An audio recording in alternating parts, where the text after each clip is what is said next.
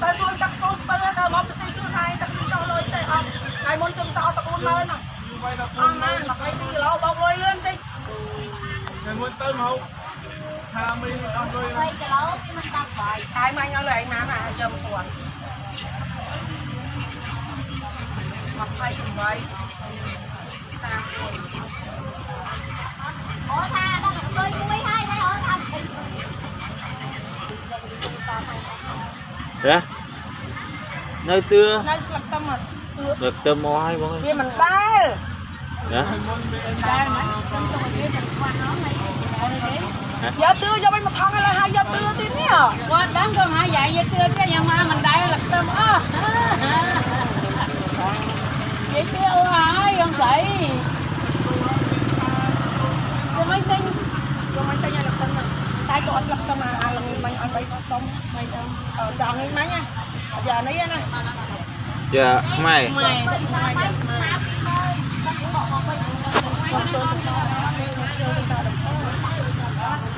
Làm mới sao bao nhiêu ăn tới cho bây giờ nó.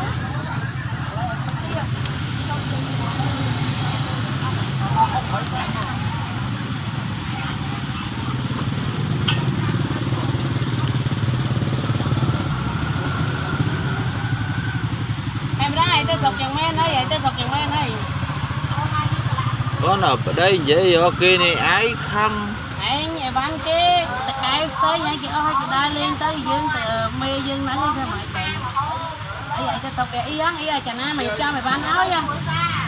Ấy chả na mà chuối mẹ mà tết ơi mẹ hơi mẹ ngục đi mày mẹ bên đây. Để tới giờ mẹ đài sang rồi đi.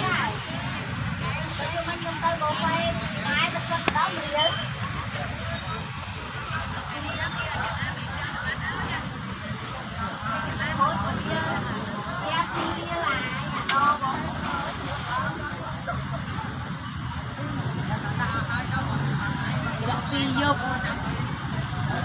đi nói gì cho bạn vô cái nhoi bột vai mà chui thơ bột là chui thơ đợi cái chui thơ bên mà vô phi vô về đợi cái chui thơ chui với bộ ca nghe bên nó cha mẹ gì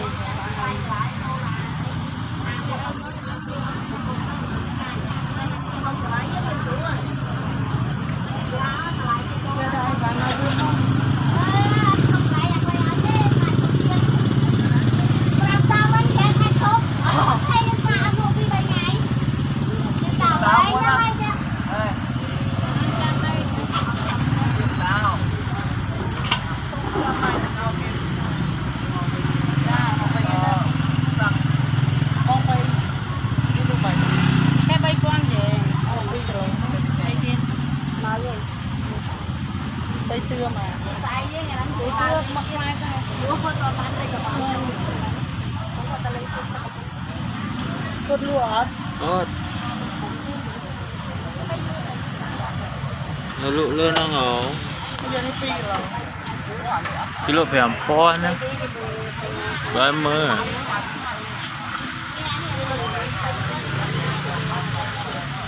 cái cha đây là rồi cái con ta thấy con ta mới năng cái chung bên này hả cái nó ở đây là con ra thầy ra mình cắt nào mình lấy ra hả cha mình mới cái đó con ta mình mà lùa con ta phải cắt nào vậy nó gặp qua miếng này cái chú được mình qua từ đây đi vào nè là thang đi miếng nè cái nào nó tự động con nó